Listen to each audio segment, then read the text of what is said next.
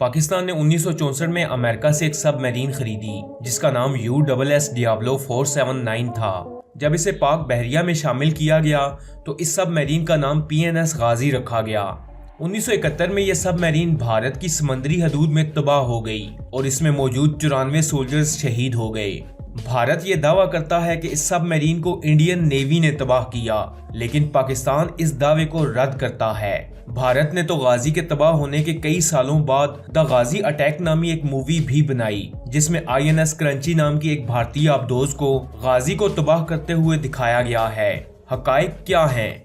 International media इस submarine की तबाही के बारे में क्या राय रखता है? भारत के अपने नेवी ऑफिसर्स अपनी बुक में गाजी के मुतालिक क्या लिखते हैं? इस वीडियो में हम इन्हीं हकाइक से पर्दा उठाएंगे और जानने की कोशिश करेंगे कि सच आखिर क्या है। दोस्तों, गाजी पाकिस्तान नेवी की पहली सबमरीन थी। गाजी एक 10th क्लास अमरीकी साख्ता सबमरीन थी और अमेरिका के पास ऐसी टोटल 29 सबमरीन थी, जिनमें से एक गाजी भी थी। ये सबमरीन 19 साल तक अमेरिकन नेवी का हिस्सा रही, जिसे अटलांटिक ओशन में पेट्रोलिंग का काम सौंपा गया था। इस सबमरीन में छोटा मिसाइल टारपीडो फायर करने के अलावा तोपें भी नस्ब थीं।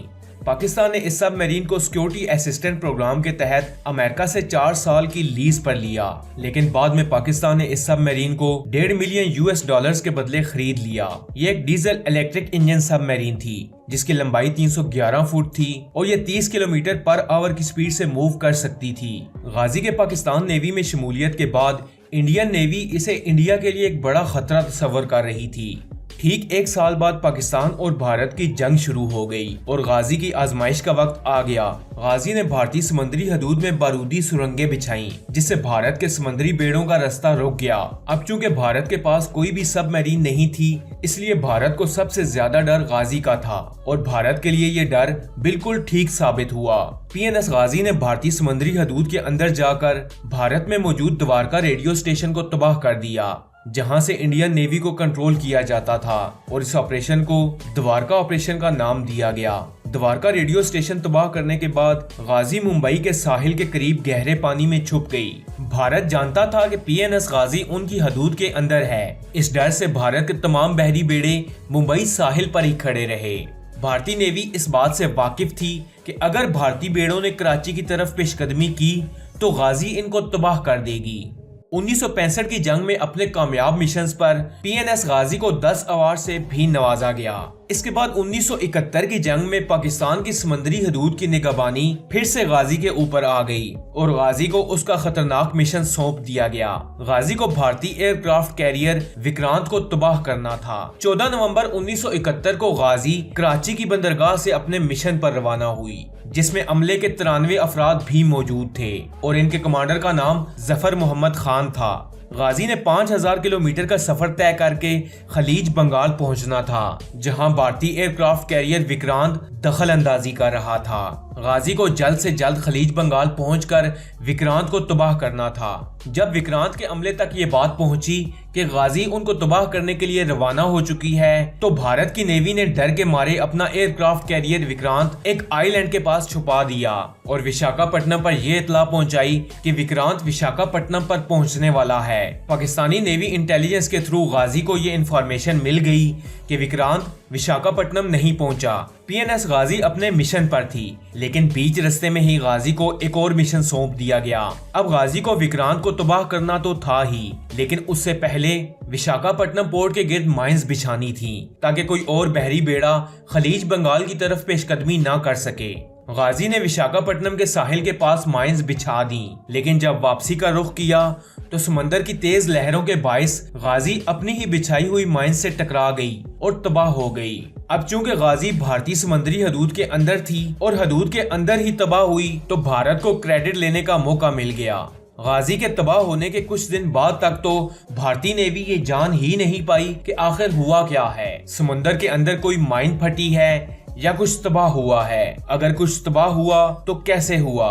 इसीलिए गाजी के तबाह होने के तकरीबन 7 दिन बाद भारत की तरफ से एक स्टेटमेंट आई कि गाजी को उनके जंगी बहरी बेड़े INS राजपूत ने तबाह किया है, और ये स्टेटमेंट भारत ने अपनी नाकामियों पर पर्दा डालने के लिए दी, क्योंकि भारत जानता ही नहीं था कि उनकी हदूद के अंदर कोई सबमरीन भी है। मिस्र के नेवल ऑफिसर ने अपनी बुक में लिखा है कि गाजी के फटने के वक्त भारत का कोई भी बहरी जहाज गश्त पर मौजूद ही नहीं था।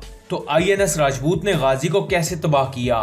इंटरनेशनल मीडिया के मुताबिक गाजी के तबाह होने की वजह शॉक वेव्स थीं, यानी समंदर की तेज लहरें थीं जिनकी वजह से गाजी माइन से टकराकर तबाह हो गई। गाजी के तबाह होने की दूसरी वजह हाइड्रोजन एक्सप्लोजन बताई जाती है, जो कि PNS गाजी में मौजूद बैटरीज चार्ज करते वक्त हाइड्रोजन गैस के ओवर प्रेशर होने की वजह से भी तबाह हो सकती है। 1971 की जंग खत्म होने के बाद अमेरिका और सोवियत रूस ने भारत को पेशकश की कि वो PNS गाजी को समंदर से निकालने के लिए तैयार हैं, तो भारत ने साफ इनकार कर दिया क्योंकि भारत जानता था कि उनका झूठ पकड़ा जाएगा। इसके बाद 2003 में भारत ने 10 गोताखोरों की टीम समंदर के अंदर भेजी ताकि PNS गाजी के ढांचे का जायजा लिया जा सके। इस टीम के मुताबिक PNS गाजी खुद ही किसी धमाके के बाइस तबाह हुई थी। इसके बाद 2010 में भारतीय नेवी ने PNS गाजी के मुतालिक मौजूद सारा डेटा जाया कर दिया। ये डेटा क्यों जाया किया गया, वजह क्या थी, किसी को कुछ भी बताया ना गया।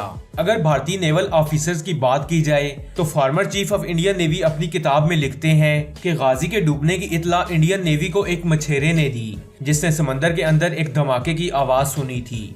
लेफ्टिनेंट रिटायर्ड JFR जैकब, जो कि 1971 की जंग में आर्मी के चीफ भी थे, इनके मुताबिक PNS गाजी हादसाती तौर पर तबाह हुई और इंडियन नेवी इस बात से बिल्कुल बेखबर थी कि इंडिया की हदूद के अंदर कोई सबमरीन है। इन सब सबूतों के बावजूद कुछ भारतीय आज भी यही मानते हैं कि गाजी को INS राजपूत ने तबाह किया, लेकिन आज तक ना तो कोई साबित कर सका और ना ही किसी के पास कोई सबूत है, बल्कि जो कुछ था उसे भी इंडियन नेवी ने जाया कर दिया।